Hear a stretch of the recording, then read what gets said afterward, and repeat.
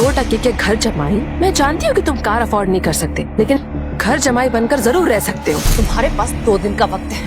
Valentine में मुझे एक महंगा गिफ्ट चाहिए जिसकी कीमत कम से कम 1 लाख रुपए। और अगर नहीं ला सके ना तो किसी ट्रेन के सामने खड़े होकर मर जाओ। कम से कम तुमसे पीछा तो छूटेगा। तेरे काका ने क्या सोच के अनिका का हाथ इस आदमी के हाथ में दिया था? जब से घर दामाद बन के आया है हमारी छाती पे मूंग डल रहा है ये। रुक, तूने मेरे ही सामने मेरे गिफ्ट का मजाक उड़ाया। अगर तू खुद को भी बेच देगा ना, ऐसा गिफ्ट खरीद नहीं पाएगा। तुझे तेरी औकात पता होनी चाहिए। नक्श अभी भी सबके सामने हंगामा करने के मूड में नहीं था, लेकिन जब कोई आपकी खामोशी का फायदा उठाने लगता है तो बोलना जरूरी हो जाता है। जब औकात ना होना, चुप रहना चाहिए। भले ही मैं अनिका को अपनी सच्चाई इतनी जल्दी नहीं बताऊंगा, लेकिन आज ऐसा महसूस हो रहा है कि मेरे अंदर कुछ बदल गया है, जैसे मेरे हाथ में कोई पावर आ गई है। और अब मैं उन लोगों को जवाब दे सकता हूँ जो आज तक मेरे ऊपर हंसते आए हैं। बगावत की शुरुआत हो गई है और अब आगे आगे देखो होता है क्या। 2 दिन बाद वैलेंटाइन के दिन नक्श अनिका के पास आया और उसे एक गिफ्ट बॉक्स दिया। अनिका ने बुरा सा मुंह बनाकर उस डिब्बे को खोला और जैसे ही उसने अंदर का गिफ्ट देखा तो उसके होश उड़ गए।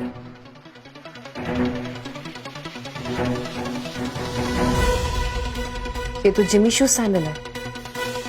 ये 10 लाख के आते हैं। तुम कहाँ से लाए? वो मैं दरअसल ये ओरिजिनल नहीं है, बल्कि उस महंगी वाली सैंडल की कॉपी है। यही मार्केट से खरीदी मैंने। ये नकली है। अनिका ने बुरा सा मुंह बनाकर उन सैंडल्स को अपने कमरे में रख दिया और सैंडल्स की क्वालिटी देखकर अनिका को नक्श पर थोड़ा शक हुआ, क्योंकि वो सैंडल्स एकदम ओरिजिनल लग रहे थे। Hello ma'am.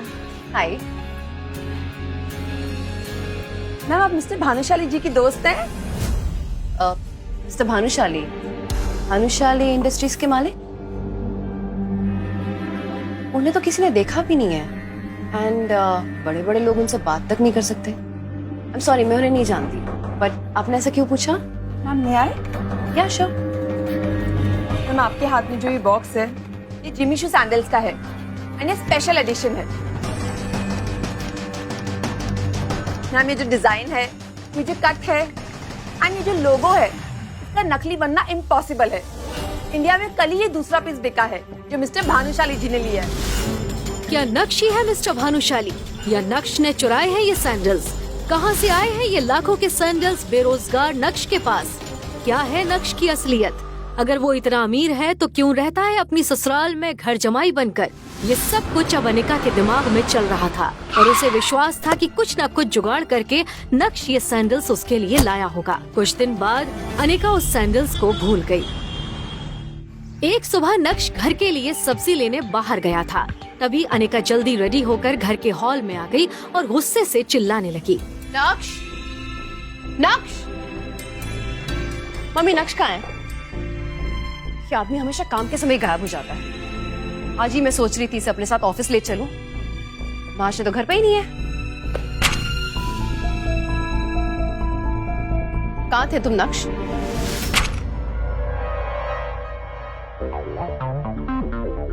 मैं तुम्हें आज एक आखिरी मौका दे रही हूँ। मेरे साथ ऑफिस चलो और कुछ काम करो। घर बैठे बैठे वैसे ही कामचोर हो गए हो तुम। खड़े खड़े मुंह क्या देख रहे हो? तुम्हारे कारण ऑलरेडी बहुत लेट हो चुका है। Get the files.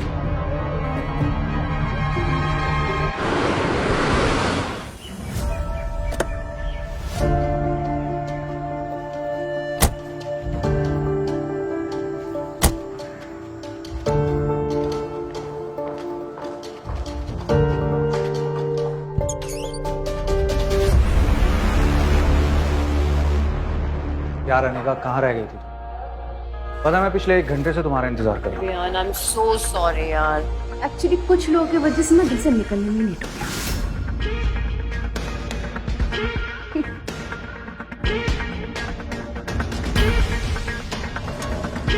ये देखो अनिका, तुम्हारे लिए भव्य साची से लहंगा लेकर आया हूं।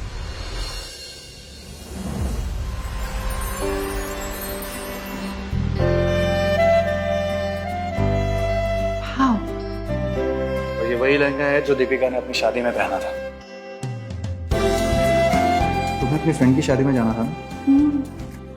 तो बस अब तुम यही पहनना। माय गॉड, कितना सुंदर लहंगा है ये। तुम ये मेरे लिए लाए हो? Thank you for the gift. Thank you. इसमें थैंक यू की क्या बात है? ये तुम्हारे सामने कुछ भी नहीं। मैंने अपने दोस्त से बोलकर सीधा इसे डिजाइन करवाया। ये पूरे 20 लाख की ड्रेस है। 20 लाख? तुम्हें पता है यही लहंगा चाहिए था। अब देखना पूरी शादी में मेरी चर्चा होगी कि अनिका ने भावेसाची का लहंगा पहना था, बिल्कुल सेलिब्रिटीज की तरह। सही कहा तुमने। और वैसे भी तुम किसी सेलिब्रिटी से कम हो क्या? विहान अनिका को इम्प्रेस करने की पूरी कोशिश कर रहा था।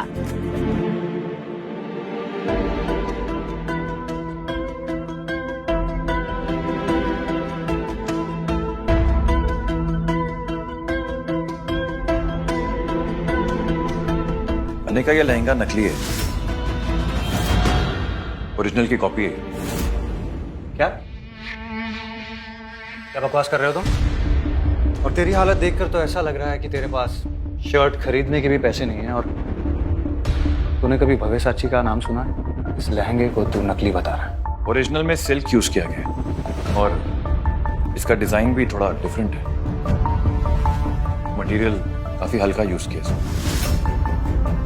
इसमें भवेसाची की स्पेलिंग में जो पहला लेटर है वो कैपिटल में लिखा है, जबकि ओरिजिनल में तो वो छोटा आता है। ऐसे नकली लहंगे मार्केट में 5-5 हजार रुपए के बिकते हैं। अनिका ने जब ध्यान से देखा तो वो सच में नकली लहंगा निकला और ये देखकर विहान भी चुप हो गया और अपनी सफाई में कहने लगा, लगता है मेरे दोस्त ने मुझसे झूठ बोला है। मैं उसे छोड़ूंगा नहीं। मैंने तुम्हारे लिए ओरिजिनल भवेसाची का लहंगा मंगवाया था। मैं भला तुम्हें नकली लहंगा क्यों दूंगा?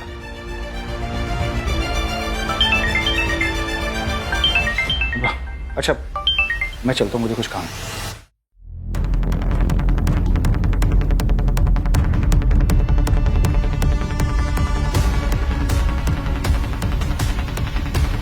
अनिका, मैंने आज तक कभी तुम्हें कोई सलाह नहीं दी, लेकिन आज पहली बार कुछ कहना चाहता हूं। ये आदमी तुम्हें इंप्रेस करने के लिए नकली और सस्ते गिफ्ट दे रहा है। ऐसे आदमी से तो तुम्हें बात तक नहीं करनी चाहिए। और मैं तुमसे वादा करता हूं कि मैं तुम्हारे लिए एक्सपेंसिव और ब्रांडेड गिफ्ट लेकर आऊंगा, और उसके लिए मुझे चाहे जितनी भी मेहनत करनी पड़े मैं करूंगा। अपने दिल की बात अनिका के सामने रखने के बाद नक्श ने अनिका के जवाब का इंतजार भी नहीं किया और उसके कैबिन से बाहर निकल गया। 2.5 साल की शादी में पहली बार अनिका को ऐसा लग रहा था कि नक्श उसकी फिक्र कर रहा है, उसे बुरे लोगों से बचा रहा है। नक्श का ये रूप देखकर अनिका चौंक गई थी। आज पहली बार अनिका के मन में ये सवाल उठा था, क्या नक्श को खुद से दूर रखकर मैंने कोई गलती तो नहीं की? ये क्या सोच रही हूँ मैं? विहान मेरा बिजनेस पार्टनर है, अमीर है, सक्सेसफुल है, बिजनेसमैन है, हमारी कंपनी का मेन इन्वेस्टर है। नक्श की इस हरकत की वजह से अगर विहान मेरी कंपनी से बैकआउट कर गया तो क्या होगा? नक्श की वजह से मैं इतने साल की मेहनत को जाने नहीं दे सकती। मुझे नक्श की नहीं, विहान की जरूरत है। ऐसा सोचकर अनिका को नक्श पर और गुस्सा आने लगा। नक्श, ये क्या पागलपन है? तुम्हें किसने ताहक दिया कि तुम मुझे अपनी बेटू की सलाह दो?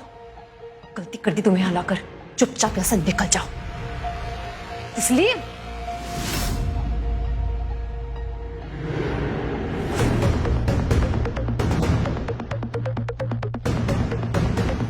रुक, जाता कहाँ है?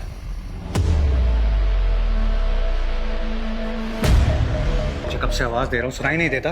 बहरा है क्या? तूने मेरे ही सामने मेरे गिफ्ट का मजाक उड़ाया। अगर तू खुद को भी बेच देगा ना, ऐसा गिफ्ट खरीद नहीं पाएगा।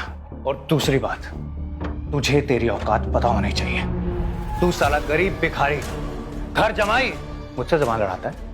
नक्श अभी भी सबके सामने हंगामा करने के मूड में नहीं था, लेकिन जब कोई आपकी खामोशी का फायदा उठाने लगता है तो बोलना जरूरी हो जाता है। पहली बात, ये जो पीछे खड़ी है ना, ये बीवी है मेरी, इसलिए अच्छा होगा कि तू उससे दूर ही रहे।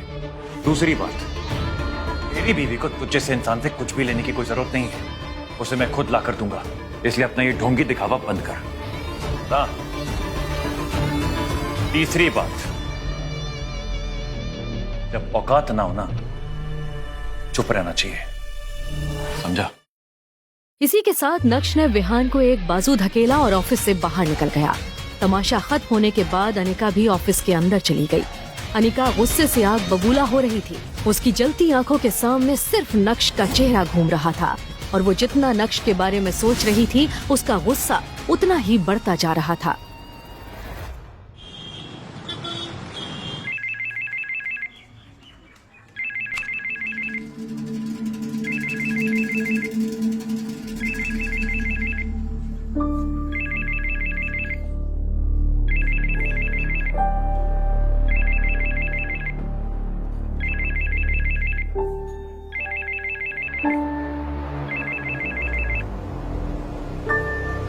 अभी के फोन का वेट कर रहा था।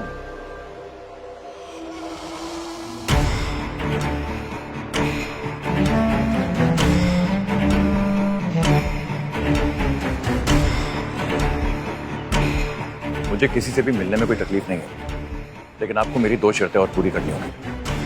पहली तो यह कि मुझे आज के आज बबेसाची का लहंगा चाहिए जिसकी कीमत 1 करोड़ है, और दूसरी वो शर्त मैं आपको मैसेज कर रहा हूं, ये शर्त भी उतनी ही खास है। और हाँ, याद रहे काम जल्दी हो जाना चाहिए। फोन रखते ही नक्श ने देखा कि उसे एक एड्रेस आया था। वो एड्रेस गोल्डन पार्क सोसाइटी का था जहां उसे मीटिंग करने जाना था। गोल्डन पार्क सोसाइटी सूरत ही की नहीं बल्कि गुजरात की सबसे लग्जूरियस सोसाइटीज में से एक थी। लेकिन नक्श किससे मिलने जा रहा है इस बात की उसे कोई जानकारी नहीं थी। बॉस चलोगे? बॉस, हाँ? गोल्डन पार्क सोसाइटी चलोगे? अरे गोल्डन पार्क सोसाइटी? हाँ? अब नक्श है इंस्टा एम्पायर वाली।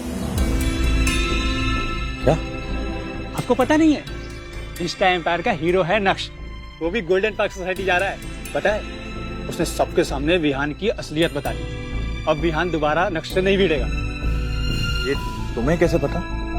पॉकेट एफएम पर सुना। 1 मिनट,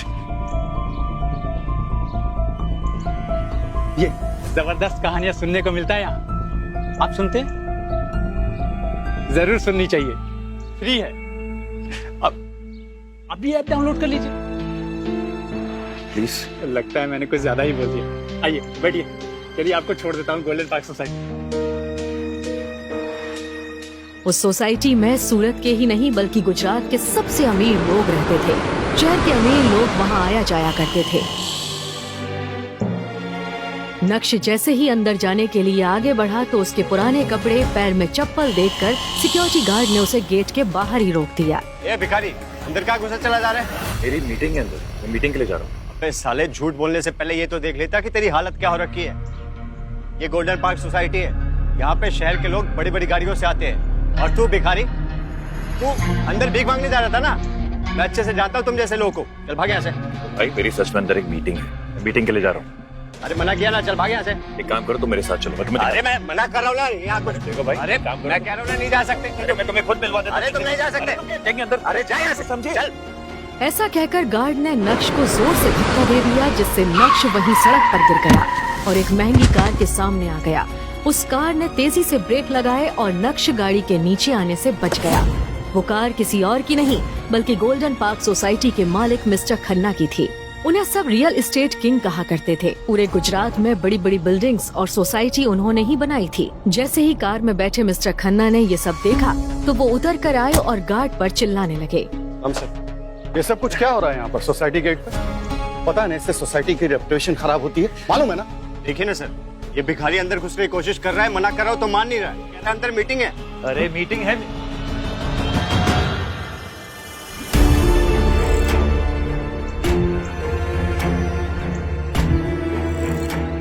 नक्श सर, आप? Mister Khanna? Sir I am so sorry, मुझे पता नहीं था कि आप हैं। नहीं तो मैं खुद चला था सर आपको लेने के लिए। अरे बेवकूफ, तुझे पता है ये कौन है? इनके सामने तुमने मेरी इज्जत खराब कर दी। अभी मैं तुझे नौकरी से निकालता हूँ इनके सामने। इसकी कोई जरूरत नहीं है मिस्टर खन्ना। वैसे भी मेरी हालत ही कुछ ऐसी है कि कोई भी देखेगा तो मुझे भिखारी ही समझेगा। It's not his fault. Okay, forgive. Sir लेकिन 4 साल पहले जब मैं आपसे मिला था, यू वर एब्सोल्युटली फाइन। अभी ऐसा क्या हो गया? मिस्टर खन्ना, कुछ ऐसा हुआ है जिसके बारे में मैं आपको अभी कुछ नहीं बता सकता, पर जल्द सब कुछ बदल जाएगा। फिलहाल मेरी अंदर एक मीटिंग है जिसके लिए मैं जा रहा हूँ। I will see you soon. मैं आपको जल्दी मिलता हूँ। Thank you. एंड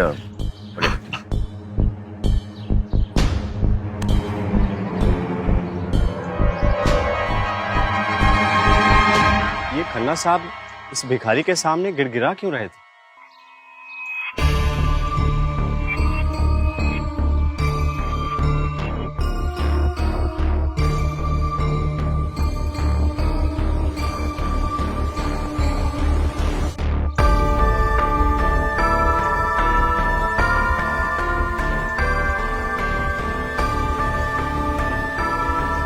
तुमने मुझे पहले क्यों नहीं बताया कि मुझे इस इंसान के साथ मीटिंग करनी है? मैं इनके साथ कोई काम नहीं करूंगा। 200 करोड़ तो क्या 20,000 की डील नहीं करूंगा इनके साथ में, समझे?